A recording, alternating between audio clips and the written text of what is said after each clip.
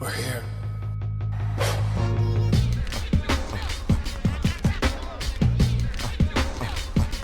I wish I could give you this feeling.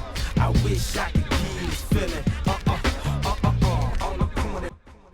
What up, everybody? Welcome to another episode of the Corner Podcast. Kel Dansby here by myself.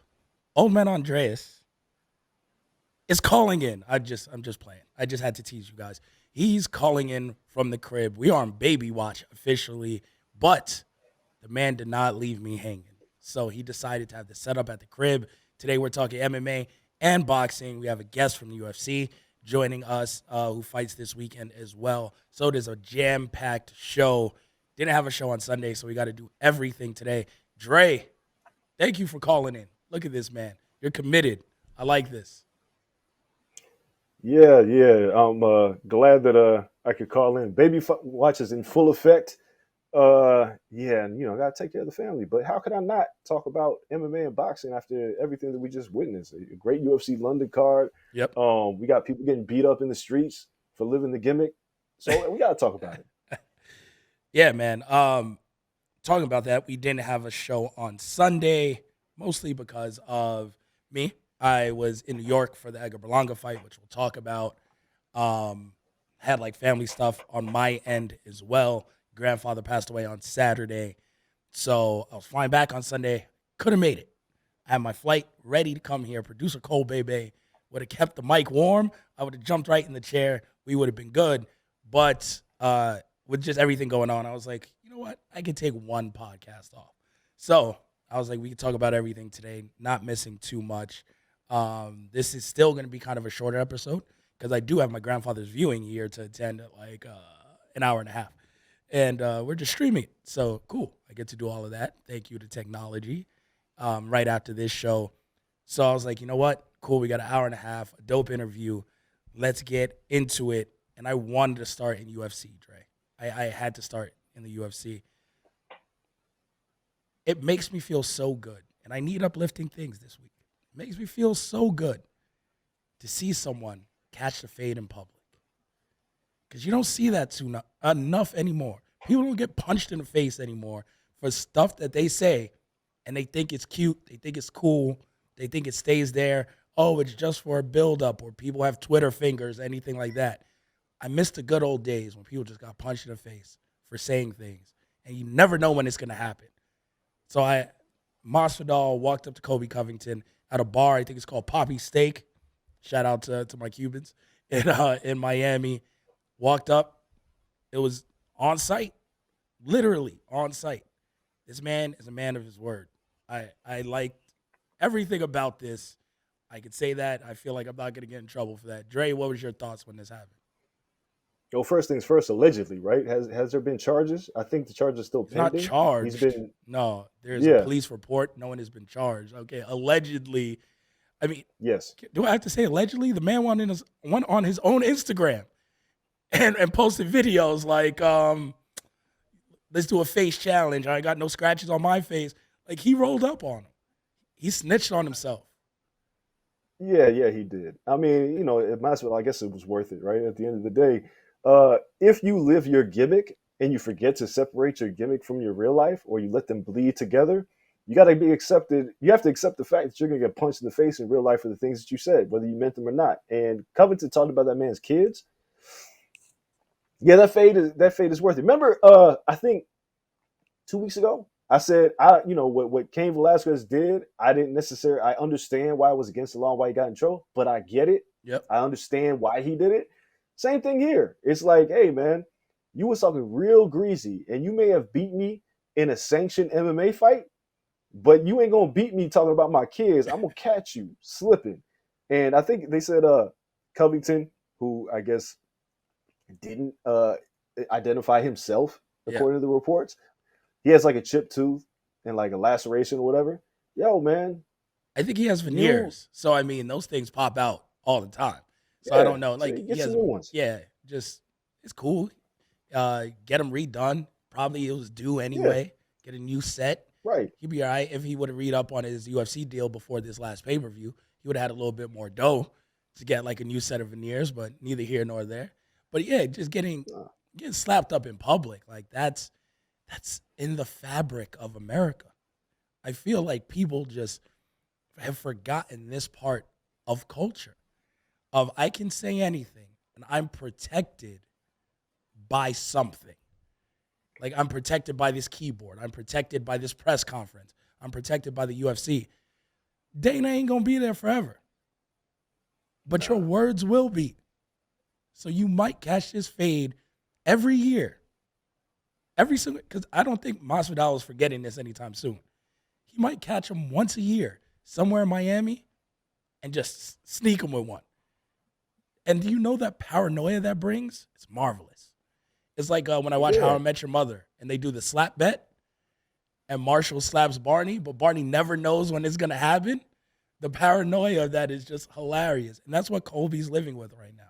It's at any time, at any place. He was hanging out with the Nelk boys, chilling, thinking he was going to learn something about social media and go viral. Yep, you went viral for catching a two-piece and a soda. Yeah, first, I don't watch How I Met Your Mother, so that What? I was completely lost on me. No, Okay. man. Well, it's the worst season finale in arguably all of television. But the show is incredible. So take it for what it's worth.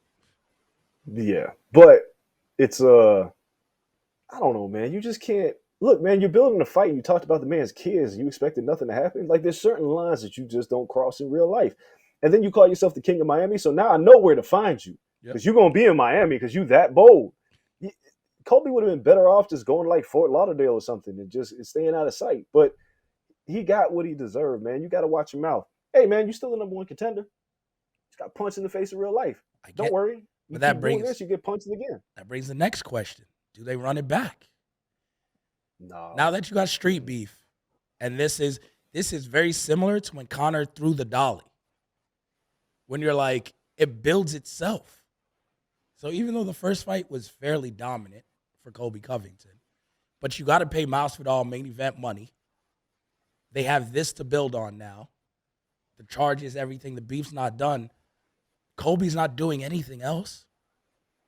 If I'm Colby, I'd rather fight him again for knocking my tooth out and get an easy paycheck than fight Chimaev. Like, I don't want to fight the Wolf. I think they might be able to run it back. And this time in Miami. You got to book the card in Miami for the real king of Miami. I don't want to see it at all. The mega powers exploded. We saw what happened. Colby Covington was dominant. Nothing changes in the rematch. The only way this fight should happen again is in bare knuckle fighting.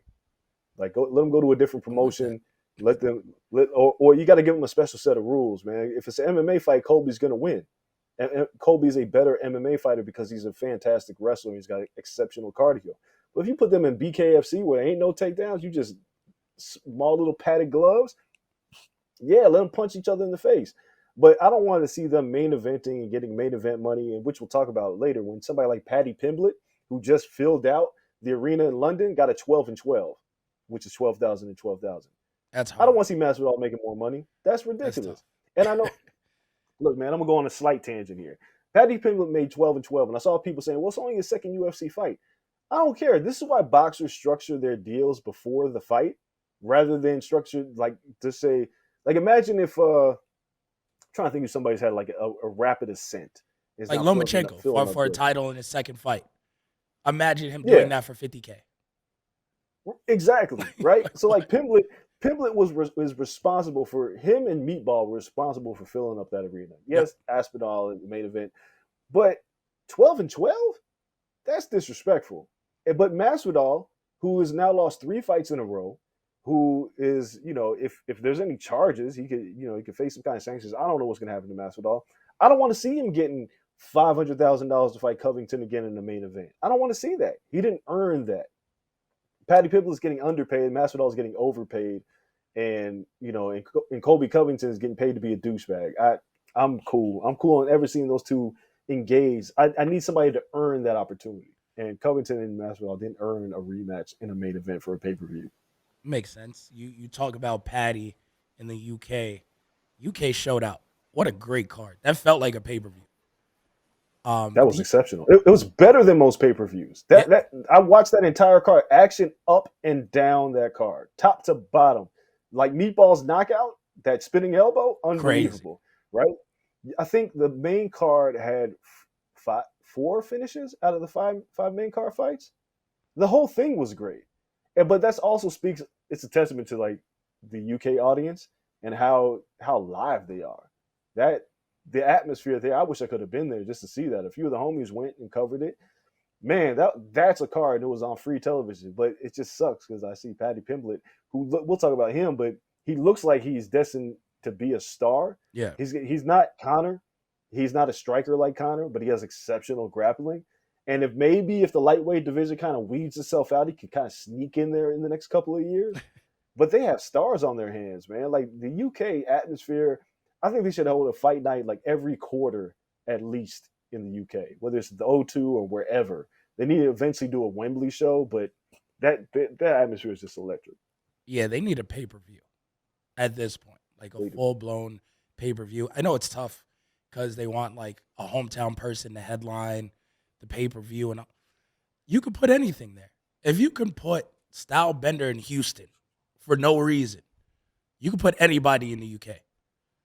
Dude, they did Masvidal and Covington in Vegas. That should have been in Miami. Yeah, like there doesn't have to be rhyme or reason to why you put a good fight in a certain location.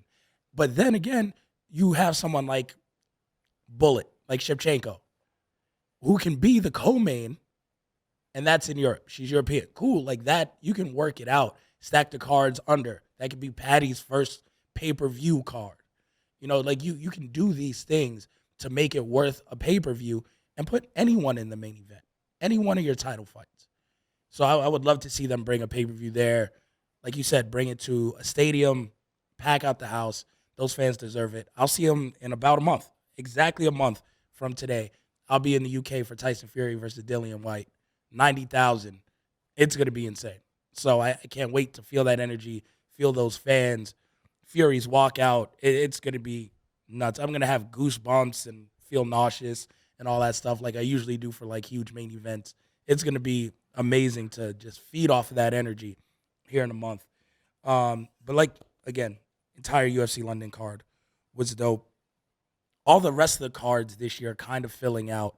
UFC 272, 273 came together. So we have Jacksonville on upcoming.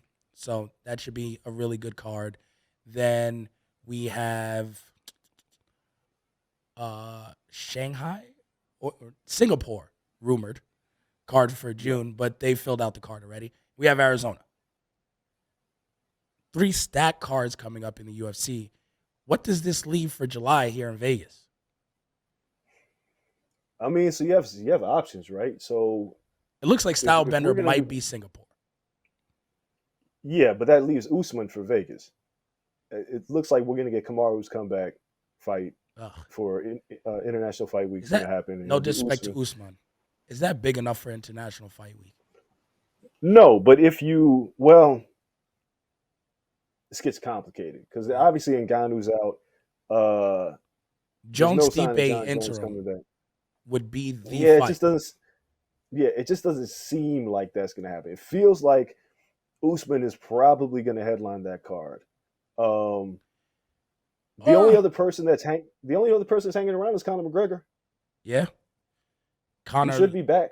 Yeah, it's looking like he's trading. But what fight do you give him, and does he main event over the title fight? That's the problem. Now, right? Is Kamaru the co-main to Conor? No, Kamaru's the champ. Kamaru's the number 1 pound for pound fighter in the world right now. He should absolutely headline. I think, and he might not because again the belts stagger usually in that highest weight deems what main events, and then you also have the possibility of Tai Tuivasa versus Stipe for an interim title if John doesn't take it. Yeah, but I think Kamaru should headline. It'll probably be 3 title fights in that card. Wait, Shevchenko's she's already booked. Who's left? See, that's the thing. Yeah, when you look up, you're like, yo, what is left? All the lighter weights are kind of fighting coming up. And it's just like they've stacked it so much. And it's not like they're champions outside of Adesanya fight 3 times a year. Right? So you're getting to the point where like, yo, it's a little too crazy. Because we have Volkanovski versus Korean Zombie, Sterling versus Jan coming up. Right. Cool. Right. So that's UFC 273 coming up in a week. UFC 274, we have Oliveira versus Gaethje, Rose versus Carla. Right. 2 title fights. 275, if it's style bender, there goes another one right there. I guess I don't know how long the Ultimate Fighter seasons are. Maybe you have that for International Fight Week. Well, they just announced Figueiredo Moreno 4, which it'd probably be a 3 championship card, or maybe In June. Figueiredo Moreno 4 could happen in Vegas, right? It doesn't have to be a Could. main event. They could do that, but it just feels like the right time for Conor to fight if they want to make this a big deal. But I think Conor Give him would Kamaru. take exception. No, don't do that. Let's do He it. ain't earned that shit. Poor Leon Edwards. Just throw the rankings in the trash. I apologize to Leon, but give Conor Kamaru right now. Nah, man. He's won 1 fight in 5 years. Leon And how can should wait. he get a title fight? No, he can't. Leon He can shouldn't. wait. No, man. There's no reason to even have rankings if you're going to do shit like that. Throw the rankings out. Like Conor's the rankings. Conor hasn't earned nothing. He beat Cowboy Cerrone. It's in fact, international who's fight unranked. week, sir. It's international fight. Nah, I don't want that. Show me the money. Nope, I don't want to see losers benefit and make more money than people who fight and win. That's not what I want to see. You're a purist in MMA. Congrats being the only one out there. We just want to see people get punched in the face and some Conor entertainment. needs to win a fight. Conor needs to win a fight. That's it. Conor needs a Conor fight. Cerrone 2, and then let's run it back. Like, you just want to win any fight? Like, we can give him a fight. I mean, honestly, what should happen is Conor and Makhachev, so Makhachev can get that boost because they need to use Conor's name to bump somebody up. Not yet. Yes, putting people over on Conor. Not yet. Give Conor Masvidal. If you can't beat Masvidal, then you don't deserve it. But Conor Masvidal, and then immediate title shot.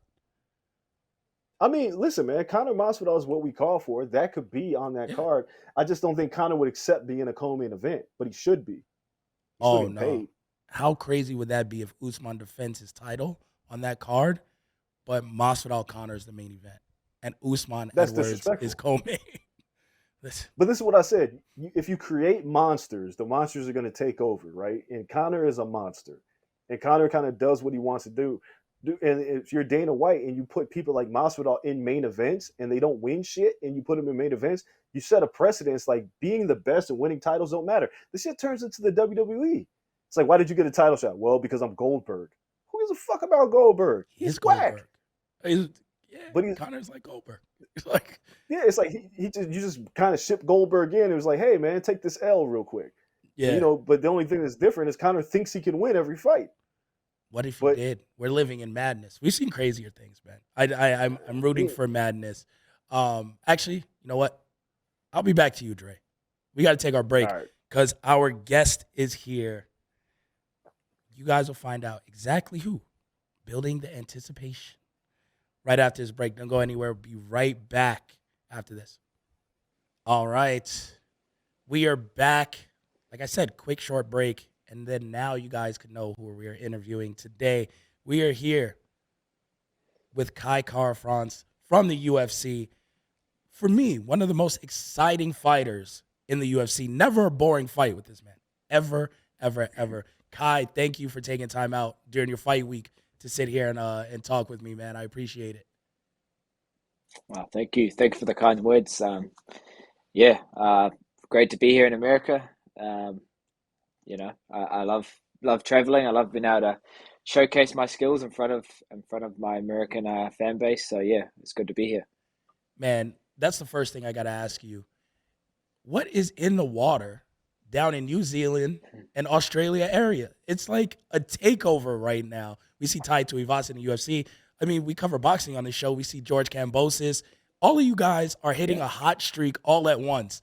Give me the secret. How is this happening?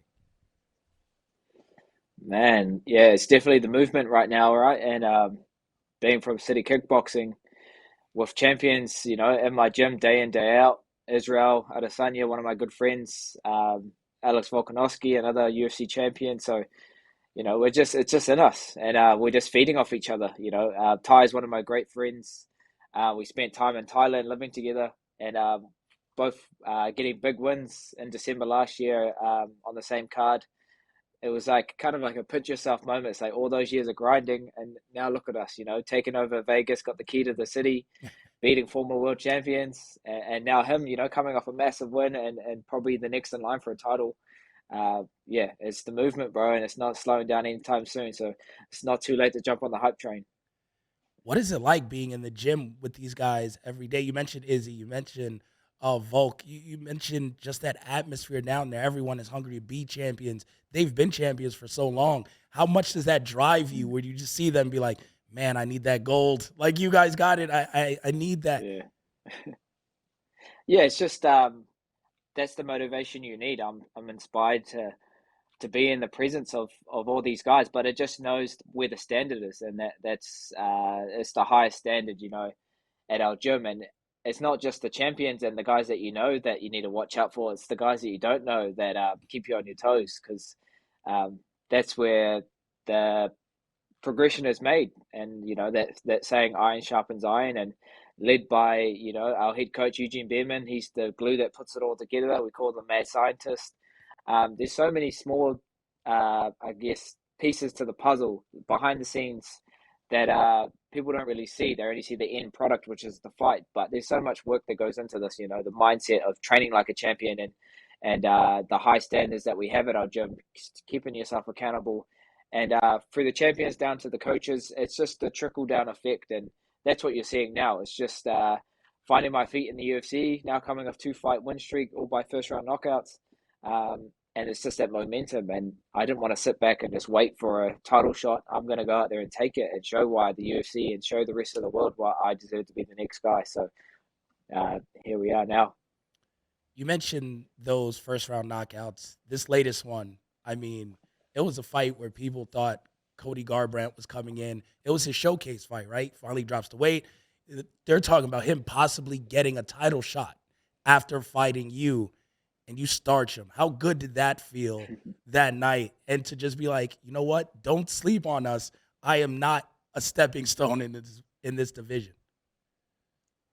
Yeah, hard out, man. Like that was on my mind the whole fight week, being overlooked, being kind of told that I'm just here to get to build Cody up, and you don't know what I just come from, bro. Like 4 months of just grinding. That's all I had on my mind was this date, and I was coming in there bad intentions, bringing all of that fuel, being overlooked. That's just the story of my life. I've always been the smallest. I've always been the shortest. So I just take it on board, and I've kind of have a chip on my shoulder, a point to prove, and come fight night, I felt so calm in there.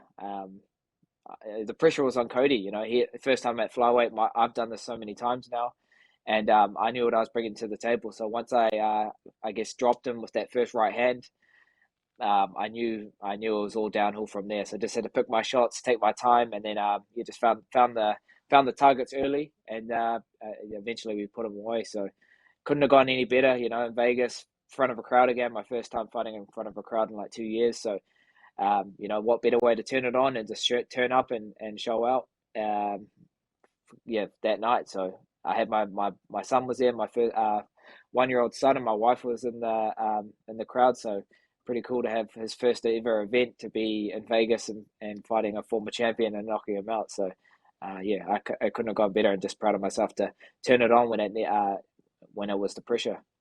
You mentioned beating a former champion. Now you see in your own division, there's reports of there's going to be a fourth fight between Moreno and the champion. And you look at this, Yeah. do you think, like, okay, if I win this fight this weekend, I have to be in position for a title fight? Because they can only run that back so much, right? It's not a best of 5 series. You're like, hey, look at me. Look at what I'm doing. This would be 3 straight fights. Do you think that this fight sets you up for a shot at a title later this year?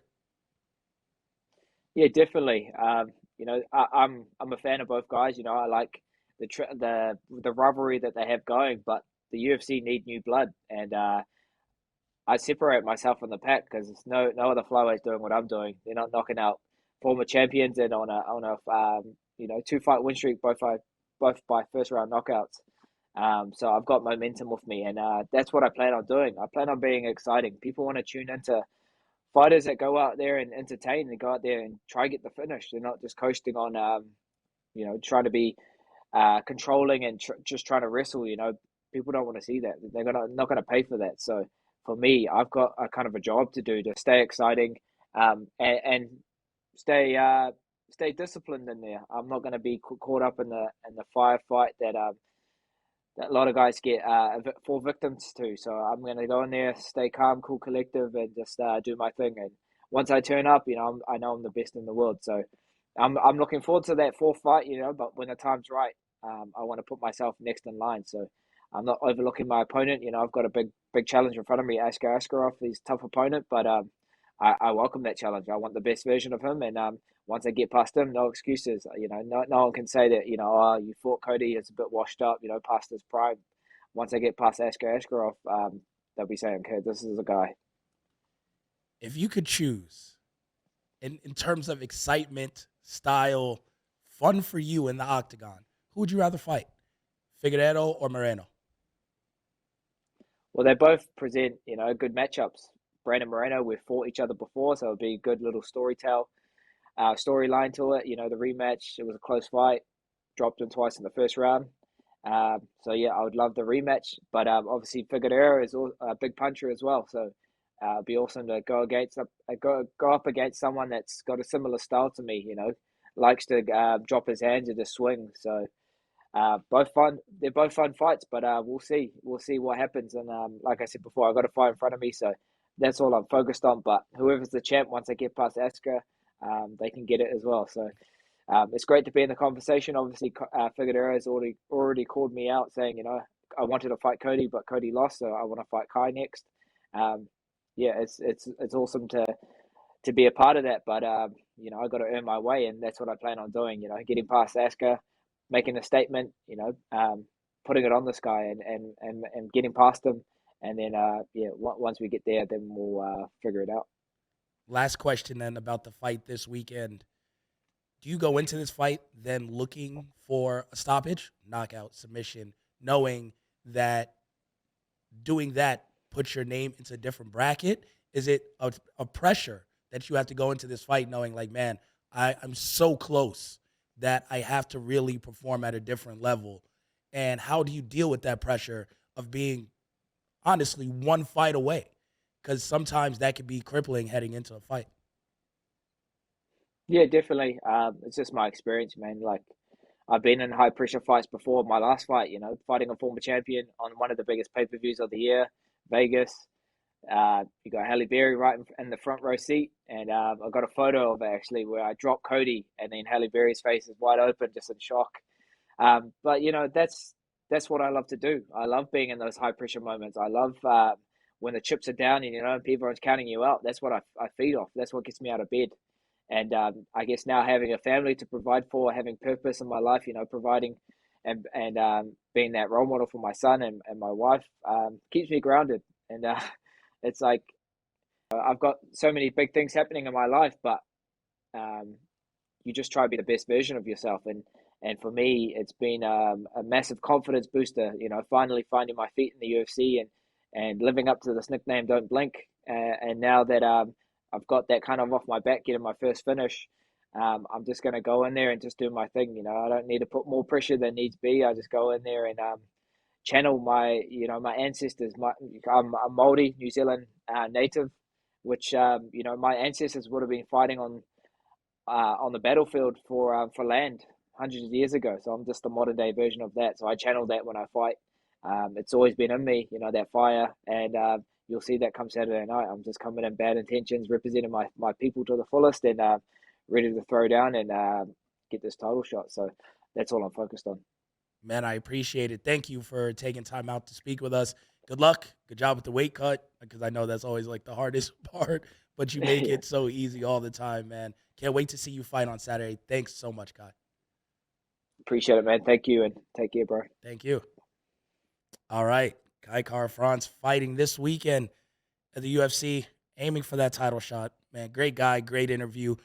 We're going to take a quick break, come back with the old man. We're going to talk boxing to wrap all of this up. You guys can go anywhere. Be right back after this.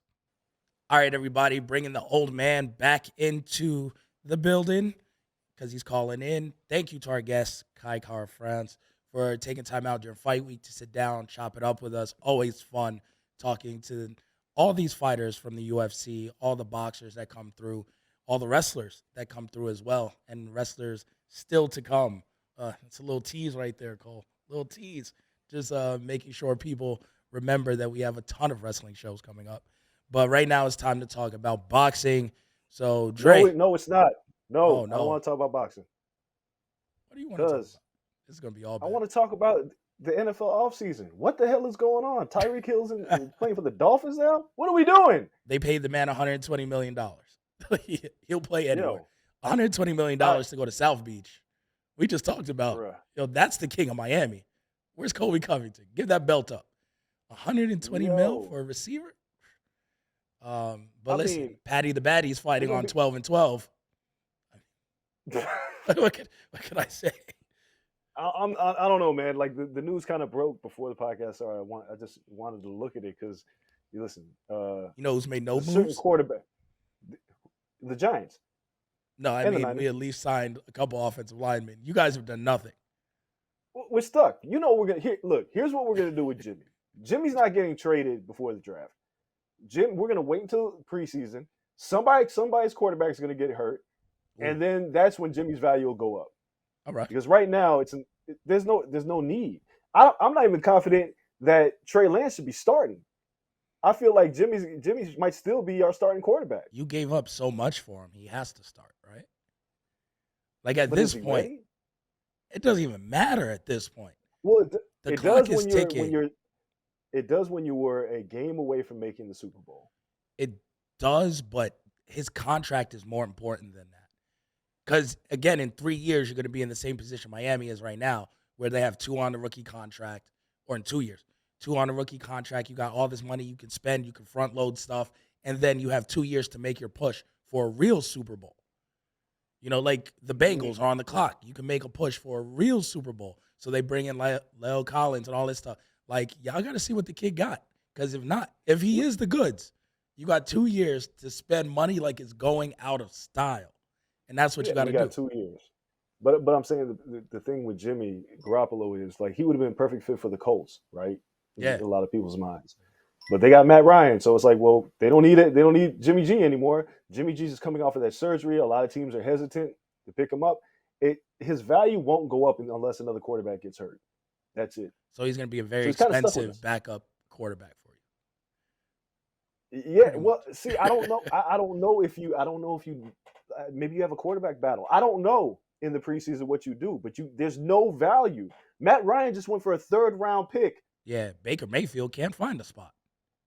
Yeah, he can't find a home. You can't come to the 49ers either. Seattle don't want But I mean, look, man, the Raiders just got Devontae Adams. The Dolphins now have Tyreek Hill. There are so many teams making pushes. Like, between this and Story going to the Red Sox, like, this is the nuttiest free agency period I've seen in a long time between 2 sports. I wish boxing had a free agency period like this, where people just sign because people are on Top Rank forever, DAZN forever. Let's just give people 2-year deals and announce their deals, and then it just madness for an off season. Could you imagine? Who signed Terrence Crawford? Yeah, he's the only free agent. Still nobody signing. Yeah. Give him a 1-year contract, right? Give him a 1-year contract and see what you can get out of him. Terrence Crawford signs with PBC. How fun would that be? And then you just get random shockers. For all purposes, Canelos signed with DAZN this year, so that would be a big one. But I don't know. What if Tyson Fury jumped ship? It was yo, I'm just signing with DAZN for the year. People would lose their mind. Yeah, I don't know. Boxing needs something. If there was a regular season, we could do that. But boxing's so year-round. So now that we're back on boxing, I've over here and talked about NFL offseason briefly. Can we talk about Edgar Berlanga? Can we? You want to lead with Berlanga? Yes, I want to lead with him.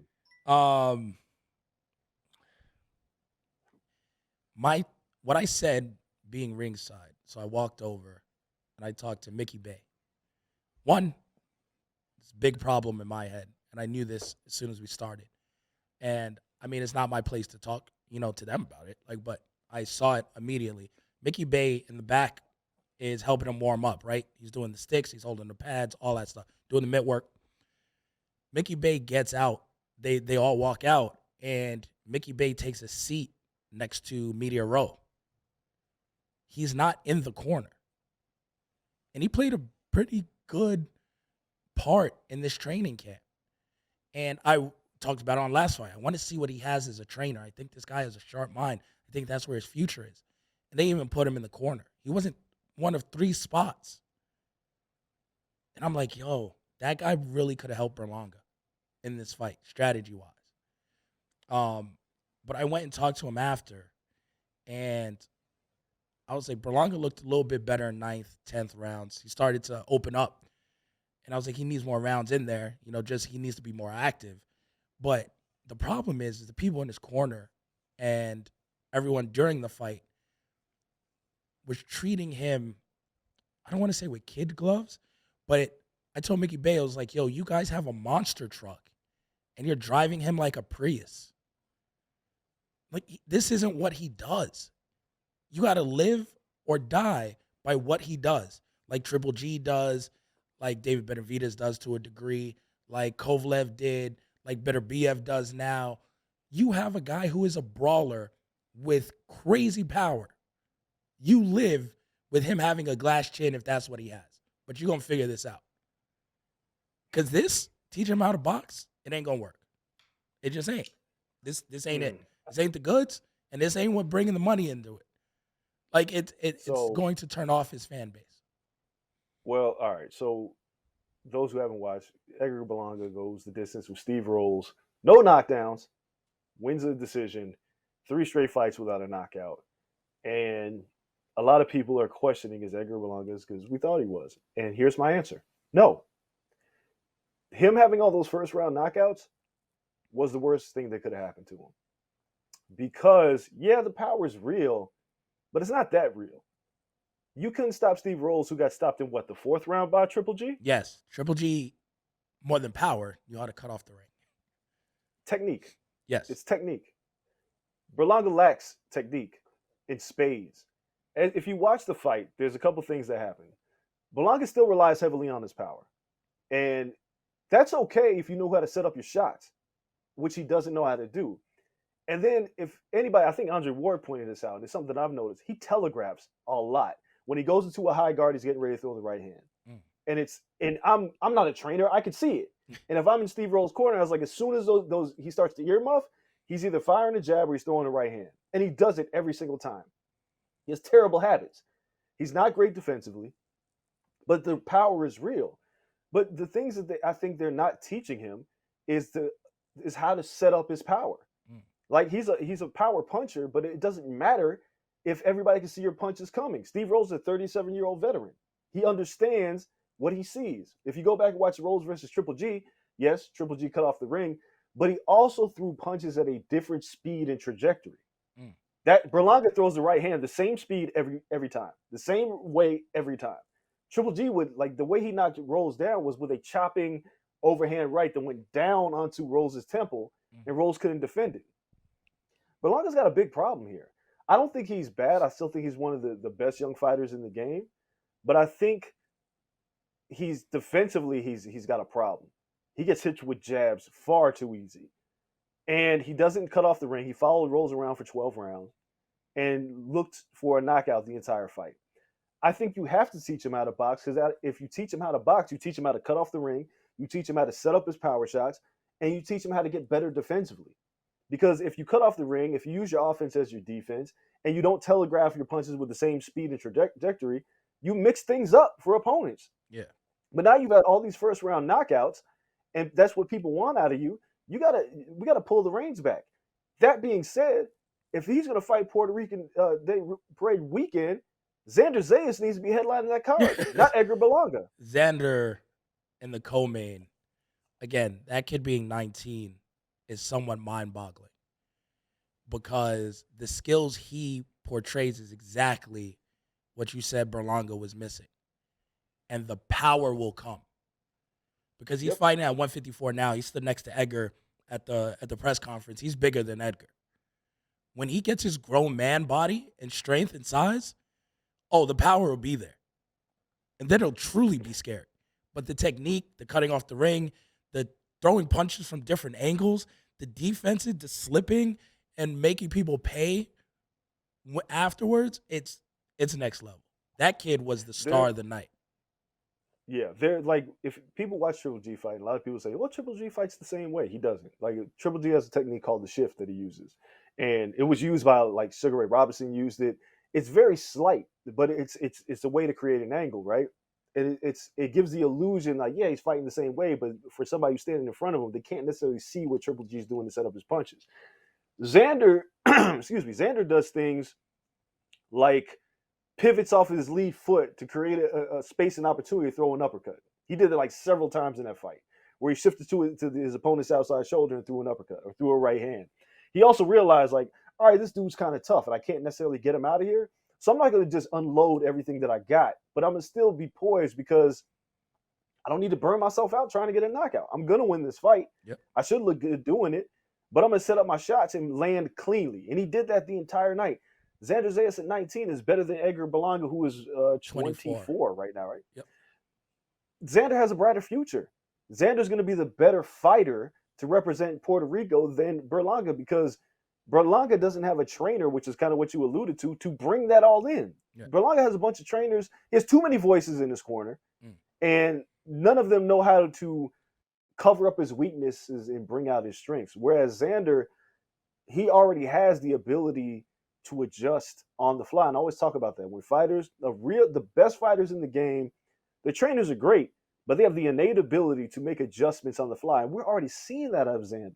Yep. Xander's going to be the better fighter. Berlanga is going to be an opponent soon. He's starting to remind me of James Kirkland. Oh, yeah, that's tough, man. That's hey, James Kirkland was beating up a lot of people. Like James Kirkland wasn't bad. No, but when he hit the wall, he was food. But that's what happened. James Kirkland had a plan A, had no plan B, had a ton of power, would get people out of there early, didn't have great defensive skills, had Ann Wolfe in his corner who emphasized his offense, but she was just like, fuck it. His defense, it is what it is. It is what it is. That's he was great under Ann Wolfe. Berlanga is. Yes. And then he left Ann Wolfe, and then that was it. But it's kind of what Berlanga is. Yeah. Berlanga is very offensive minded. He doesn't have great defense. Like, he's been dropped already. Yep. He got hit a lot against Rolls. Rolls actually outlanded him in this fight. I think he was KO'd several times as an amateur as well. Yeah, so as good as Berlanga looks, he needs somebody to emphasize the strengths and hide the weaknesses. And that's not what's happening. And he's going to end up facing the wrong opponent, who's not a big name, and he's going to get lit up. So they got to be careful with it, handling it. He's in the spot where it's time to get away from dad as trainer and go. The move to Vegas is great already, right? But even then, I'm not sure the trainers he needs are here in Vegas. Like, he's one of the guys who should probably make the move to Cali. Like, he'd be good in Ryan Garcia's new camp with Goosen. Yeah. You can go there. Go up to Big Bear. You're talking about people who are using offense to make defense. Go up to Big Bear. Yeah, Abel Sanchez has been a master of that for a long time. Go to Abel. Abel will get you right. And he'll figure it out. Like, so there's options out there. He's making the money to do so now. It might be just time. Go over there and learn something from someone else. People who have dealt with people with your style, and they can make you the best version of you instead of trying to teach you how to be something else. I think it doesn't work. I don't know, man. I mean, I think if it looks like, and you could probably say better than I can, it looks like he'll probably be the main event of the Puerto Rican Day Parade card. It appears so, because at this point, it's just the trajectory of his career and the pay structure dictates whether you're a main or co-main, right? But in my opinion, I think Xander Zayas will be looked at as the main event of that card. So everyone left the Garden the other day thinking Xander was the guy. And that's what is a problem when you put them head to head, like Comain and Main. People are like, wait, no, this kid is who you're saying this guy is. This guy is Cotto. This guy is Trinidad. I'm not sure about, like the other guy. I don't want to downplay Berlanga because he's good, but he might be Gabe Rosado. Right. There's a difference. So I guess what this makes me think is we're about to run into this danger zone with Berlanga, where you get him to main event, you keep putting him in main events, and he underperforms, and Xander overperforms, but the pay structure, like you mentioned, dictates that Berlanga stays in the main event, and it ends up hurting him more than it helps him. Yeah, you got to separate them after this card. Got to separate them. Right. But it's like how could you do the Garden for Puerto Rican Day Parade weekend and not have Xander on it? So it feels like but I at the same time it's like, hey Xander, we'll pay you some extra money to go fight. We'll find a pay-per-view for you to co-main event, and we'll pay you. Stay away from Berlanga because you're hurting him, whether you know it or not. It's hurting him. I think they're both locked in contractually already. I believe so for the Garden. But going forward after that, like this can't be the piggyback anymore, right? Like next year at the Garden, regardless of how Berlanga's career goes in general, next year, June 12th or whatever, Puerto Rican Day Parade weekend, Xander's headlining that card. There's no reason for him not to. Yep. You fill out the rest of the card however you want. Xander should be main eventing that card. Probably by then he's fighting 10 rounders and trying to be ranked for at least like a lesser title, like the one Berlanga has. So yeah, you make sure that kid is your headliner next year. And Berlanga has got to be the one that's like, yo, you got to kind of what big baby Jared Anderson is doing now, where he proved he's the goods and he's on every Tyson Fury card because of it. He's going to be on the Tyson Fury card over in London. Berlanga, you have to attach him to someone else. Like, yo, Berlanga, you might have to be Shakur's co-main every time. Yeah, because you're going to overexpose him, man. Yeah, 3 straight fights without a knockout, and you created this atmosphere where he knocks everybody out. And this is kind of his own fault. And you got to give him, knock people in the first round. If we're being a buck, keeping it a buck, you got to give him a soft touch in June. I mean, shit, man. You just gave him a 37-year-old. Yeah, but no, you gave him a 37-year-old with one loss, and that one loss is Triple G. Like, you thought he was that. And he beat him. Yep. It's not like he lost. He beat the 37-year-old. So, like, cool. You beat the guy. Good enough. You didn't lose, which at certain points it looked a little sketchy. So it was like, cool. You got the W. You handed the guy his second loss. You and Triple G are only losses. In the end, it still looks good. We need you to main event and knock someone smooth out, because we can't go 4 in a row without a knockout. In front of this crowd, we're finding someone with a glass chin, and you're knocking them smooth out. And then we'll worry about building you back up to title form. Then we worry about maybe you fighting a Gabe Rosado in the fall. I don't even know who else at 160. 168 is a tough one because, again, we saw with Gabe. Stay away from there. Like, with Gabe, we saw, though, at 168, like, Gabe still got pop. So Gabe catch you with the wrong one. It's a wrap. Like, Jacobs at 168. Like, it's tough. You can't move him up to 175 because that's all bad right now. So, yeah, man, that's going to be tough. You got to position him. If eventually, let's be real, Canelo's going to go for the belts, right? We have Bitterbia versus Joe Smith just being reported by Cop. June 18th in New York at MSG as well. Back-to-back MSG fights for Top Rank. Canelo's going to come for that belt. Maybe not in December, but early next year. You got to position Berlanga with like 3 more KOs this year. It doesn't matter who he fights. Casuals don't know these. Casuals didn't know Steven Rolls. Give him anyone. 3 straight knockouts so he could be on that card. And then maybe that's when you add like, a step up. But it's time to step down in competition if you can't step down in placement of Edgar Berlanga. If he's a main event guy now, you got to step down in competition and just let him mollywop some people.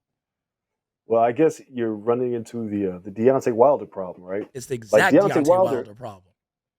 Like, Deontay Wilder was knocking everybody out. Yep. And they kept feeding him like cans. Yep.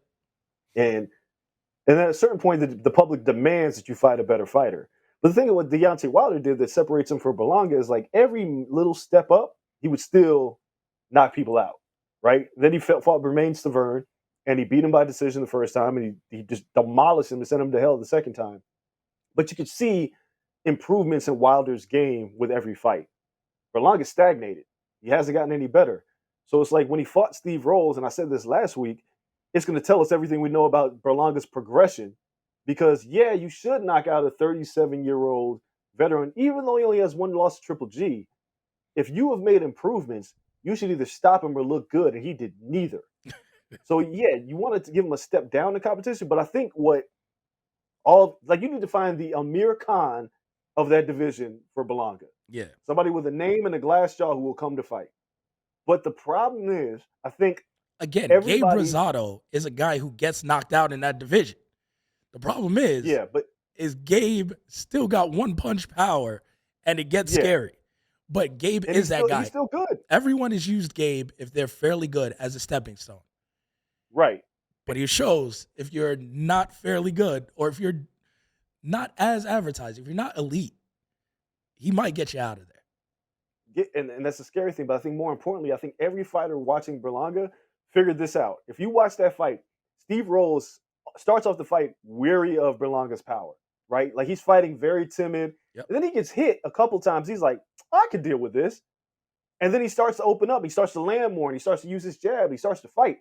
If Rolls figured that out earlier, which the next Berlanga opponent probably is going to be like, well, if Steve Rolls can take that punch, I'm going to get in the line of fire and see what happens. Yeah.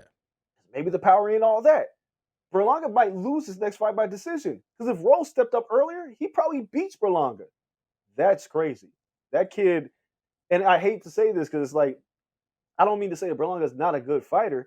I just think he's been moved along the wrong way. And whoever his team is, they're not fixing the holes. And they're becoming more and more glaring. And now it's gone. The train has left the station. Fat Joe is going to be there every week. Like this is going to be a big main event type of guy. Yep. Who proved that he could sell out the Hulu Theater at Madison Square Garden. But man, like you said, you got to step down that competition. But you can't. But at the same time, you have to figure out what he is. Because if you just give him a bunch of glass jaws, he's still gonna lose. I guess you get more juice out of the squeeze while you can. Yeah, you have to keep him active. And by doing that, you have to give him lesser opponents. Because his problem was when you knock everyone out 16 straight first round knockouts, you really only have so much time in the ring. He didn't have a full 12-round fight worth of time before he main evented. Like we just saw Xander go 8. Good rounds, tough rounds, but he went 8. Xander has more time in a professional boxing ring at 19 years old than Edgar Berlanga. Yeah. And Berlanga is the main event. He needs time in the ring. And then he needs 4 rounds, knockout. 6 rounds, knockout. Like you got to feed him, people. And it sounds bad, but you got to let him play with his food a little bit. And then still be able to produce the knockout. So, or just learn how to break people down. I mean, you got to be in the ring to learn that. They teach him everything they want in the gym and the sparring. They were yelling at him, pleading with him to use his jab. Didn't throw it till the 7th. So he needs time in the ring. Has all the skills in the gym. Needs time in the ring to bring those forward. Talking about someone who talks and was promoted to a main event, Dre. And guy you like, Blair the Flair. This past weekend, Blair got the brakes beat off him. And boy. Hey, Roach is a tough guy.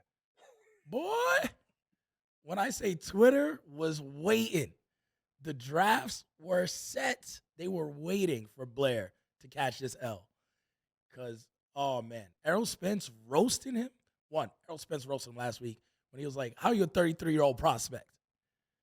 Yeah. That had people roll. But Errol Spence on his IG stories cooking Blair the entire time.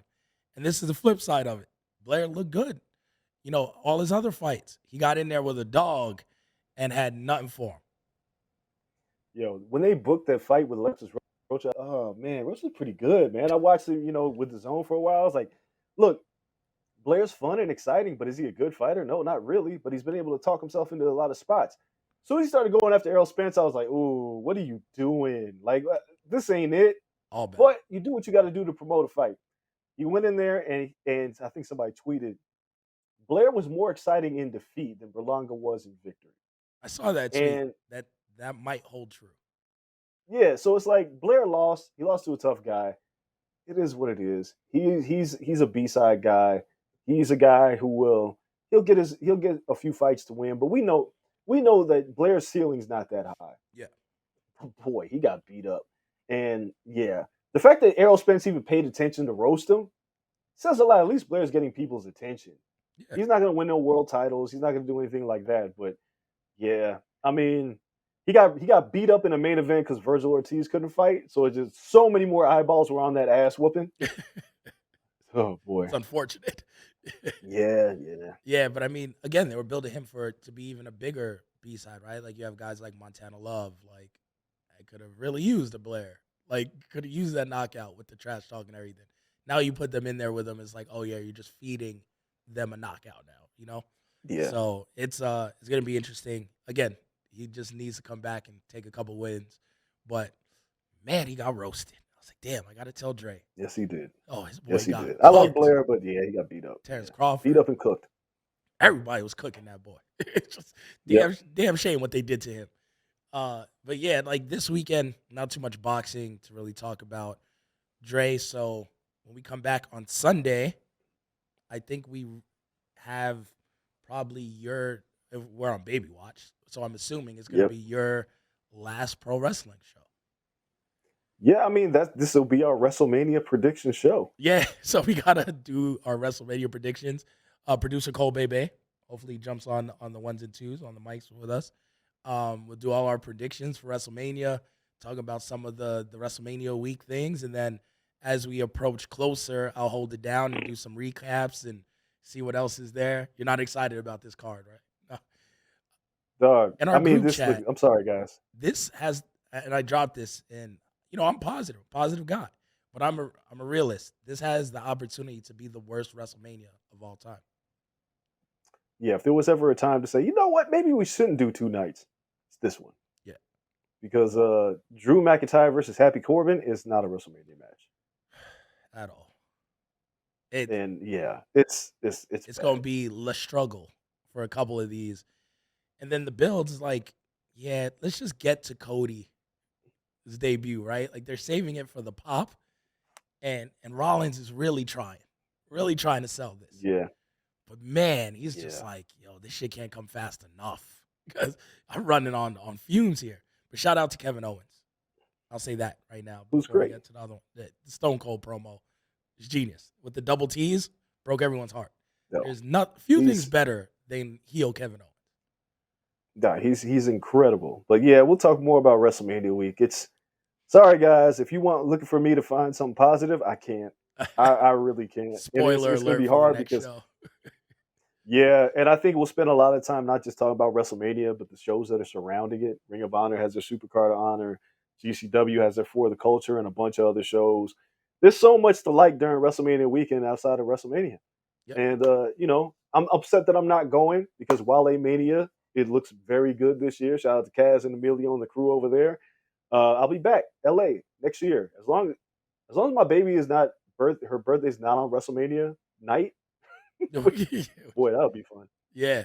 I mean, it could be around that argument. Every year, the wife is like, you can't go on. I was about to say on her birthday, but I don't know. We don't know if it's her or him. Yeah. We don't know if it's a girl or a boy. You're the worst. But so, no, man, we appreciate it on Baby Watch. Until then, if Dre, for any reason, isn't here on Sunday, you know that the baby came. So we're going to try to sneak in this last pro wrestling show. In the meantime, thank you all for listening. Make sure you follow us on social media at Corner Podcast _ on Twitter, at Corner Club for Life on Instagram. Check out all of our videos on YouTube at the Corner Podcast on there. We appreciate you all. Shout out to Blue Wire Studios here at the Wynn Resort in Las Vegas. Everyone in the booth. Antoine, it's nice to see you back. Look at this. Antoine on 1 and 2s. Antoine, I saw that you got new equipment. We need like a new theme song. We need beats. We need all this. I've seen you. I peeped out your Instagram. We're gonna make it work. Antoine is gonna cook up some dope beats for us. He's the mad scientist behind the boards. But Brian, producer Cole, Bebe, everyone holding it down for us here. We appreciate you all. You guys stay safe. Stay Rona free. That's still out there somewhere. Take care of each other. We appreciate you all. Until Sunday, we're out. Peace. On the corner.